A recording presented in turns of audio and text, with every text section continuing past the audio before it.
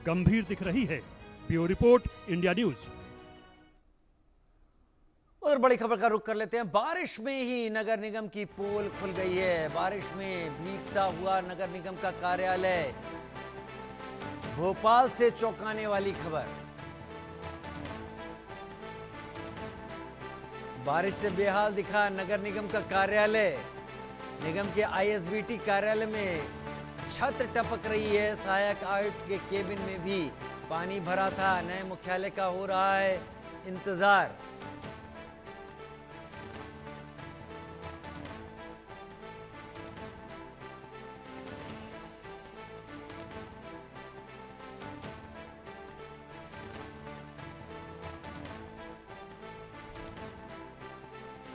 बारिश में खुल गई नगर निगम की पोल। बारिश से बेहाल दिखा नगर निगम कार्यालय।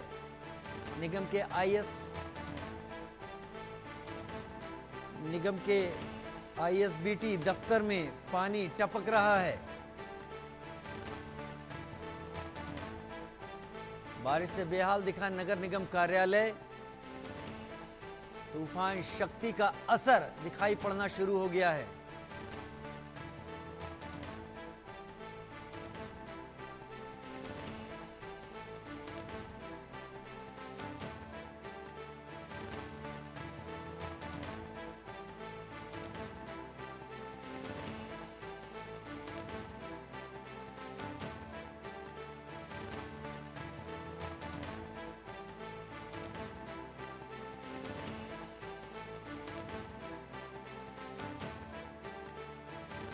कुलभूषण सक्सेना मेरे साथ इस वक्त लाइव जुड़ रहे हैं ज्यादा जानकारी के साथ। कुलभूषण, शक्ति तूफान के असर की बात तो हम सुन रहे हैं और उसका असर मध्य प्रदेश में भी पड़ने की बात कही गई है। केवल मध्य प्रदेश में ही नहीं, गुजरात में भी बात है, राजस्थान में भी बात है और ओडिशा तक बात है। अगर अरब सागर में उठ रहे तूफान का असर ओडिशा तक जा रहा है तो इस बात में कोई दो राय नहीं कि मध्य प्रदेश में खासा असर पड़ेगा। अभी स्थिति क्या है भोपाल में? देखिए, मध्य प्रदेश की अगर बात की जाए तो मध्य प्रदेश में लगातार शक्ति जो तूफान है उसका असर देखने को मिल रहा है, क्योंकि 40 से अधिक जो जिले हैं मध्य प्रदेश के, उन जिलों में रेड अलर्ट मौसम विभाग की तरफ से जारी किया गया है। आज ही अगर हम बुंदेलखंड की बात करें, छतरपुर सागर क्षेत्र में तेज आंधी तूफान की वजह से मध्य प्रदेश के मुख्यमंत्री डॉक्टर मोहन यादव का जो कार्यक्रम है वो कहीं ना कहीं प्रशासन को स्थगित करना पड़ा, क्योंकि हेलीपैड में काफी पानी इकट्ठा हो चुका था बारिश का। और इसके साथ ही जिस मैदान में सभा होनी थी वहां पे तेज आंधी तूफान की वजह से जो टेंट है वो उखड़ चुका था। तो प्रशासन ने ये फैसला लिया और मुख्यमंत्री का कार्यक्रम स्थगित करना पड़ा, क्योंकि हेलीपैड में भी जो है मुख्यमंत्री का हेलीकॉप्टर उतरने की स्थिति में नहीं था। इसके साथ ही मध्य प्रदेश के अलग अलग जिलों से भी हम वही तस्वीर देखते हुए नजर आ रहे हैं। इस बार की जो तस्वीर हमने देखी वो कहीं ना कहीं विचलित करने वाली है, क्योंकि हम पहली बार ऐसा देख रहे हैं कि पेड़ों के साथ साथ जो बिजली के खंभे हैं वो तक जमीन से उखड़ चुके हैं। जो प्राइवेट कंपनियों के टावर लगे हुए हैं वो गिर चुके हैं। इसके साथ ही सागर, पिछले 5 दिन पहले सागर से एक तस्वीर भी सामने आई थी कि जो छोटे बच्चे हैं, 2 मासूम बच्चे हैं, वो छप्पर के सहारे एक पटिया में खड़े हुए थे। जब काफी तेज आंधी तूफान आया तो छप्पर के साथ जो है बच्चे उड़ गए।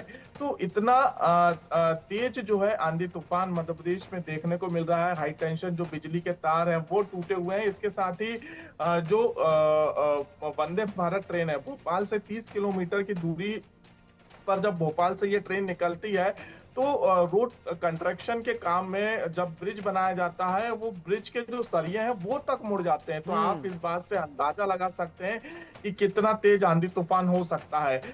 इसके साथ ही अभी आने वाले समय में भी मौसम विभाग ने आशंका जताई है कि और रेड अलर्ट जारी किया है कि अभी और समय तक जो है ऐसी स्थिति हमें मध्य प्रदेश के अलग अलग जिलों में देखने को मिलेगी। फिलहाल अभी छिंदवाड़ा, तामिया, होशंगाबाद, भोपाल सहित सागर, बुंदेलखंड का जो क्षेत्र है यहाँ पर अलर्ट अगले 24 घंटों के लिए जारी किया गया है।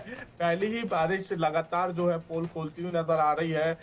नगर निगम की राजधानी भोपाल से ही एक वीडियो सोशल मीडिया में वायरल हुआ था जिसमें नगर निगम की छत जो है वो पहली ही बारिश में टपकती हुई नजर आ रही है। तो कहीं ना कहीं अभी जब बारिश का सिलसिला शुरू होगा तब शहरों की क्या स्थिति होगी।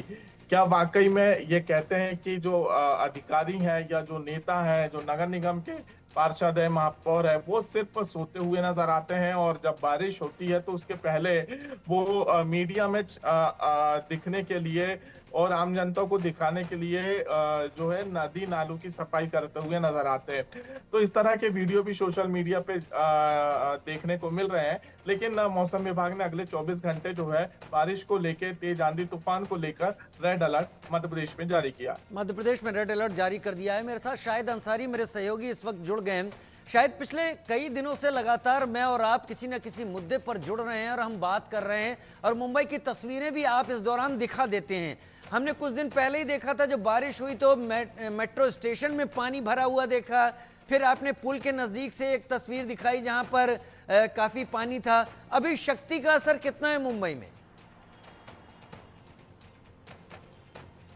राजीव, देखिए, शक्ति के असर के साथ साथ जो है जो बंगाल की खाड़ी है उसमें भी जो है लो प्रेशर जो है क्रिएट हुआ है, जिसकी वजह से दोनों चीजें हो सकती हैं। चूंकि शक्ति का जो असर आपको मैं बताऊं कि कल जब हमने आपको दिखाया था उस दौरान आपने देखा होगा कि समुद्र में जो है तकरीबन 1:03 पर जो ऊंची लहरें उठ रही थी और उसके साथ साथ तेज हवाओं के साथ जो है यही लहरें समुद्र के साहिल से जो है टकराती हुई वापस जा रही थी।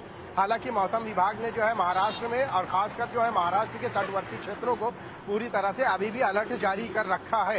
इससे पहले आपने मुंबई में होने वाली तेज बारिश के बाद जो है आपने देखा होगा कि मुंबई में आपने जो जिक्र किया है, जिन जगहों पर तबाही की एक मिसाल देखने को मिली है, उसके बाद जो है तूफान शक्ति की वजह से जो है 50 से 60 किलोमीटर की तेज रफ्तार से जो है तूफान के साथ साथ बारिश और उसका ज्यादा असर जो है अरब सागर में देखने को मिल सकता है। हालांकि कल भी जो है उसका कुछ असर दिखाई दिया है, चूंकि अरब सागर में लो प्रेशर के होने के साथ साथ जो है महाराष्ट्र में मानसून की जो आमद है वो समय से पहले हो गई है, इसलिए ये चीजें और ये खतरात जो है ज्यादा बढ़ गए हैं। महाराष्ट्र की अगर बात करें तो सिर्फ महाराष्ट्र ही नहीं बल्कि महाराष्ट्र, केरला, उड़ीसा, इन सारी जगहों पर जो है इस तूफान शक्ति का जो है असर देखने को मिल रहा है। कई जगह जो है इसकी जद में भी आई है, उड़ीसा में भी जो है इस तूफान का जो है असर देखने को मिल सकता है। महाराष्ट्र में खासकर जो है वो क्षेत्र जो समुद्र तट पर है उनमें से जो है रत्नागिरी, कोकण, सिंधुदुर्ग और रायगढ़ और मुंबई भी। मुंबई का मामला ऐसा है कि चूंकि समुद्र है और समुद्र में जो है ऊंची लहरें उठ सकती हैं।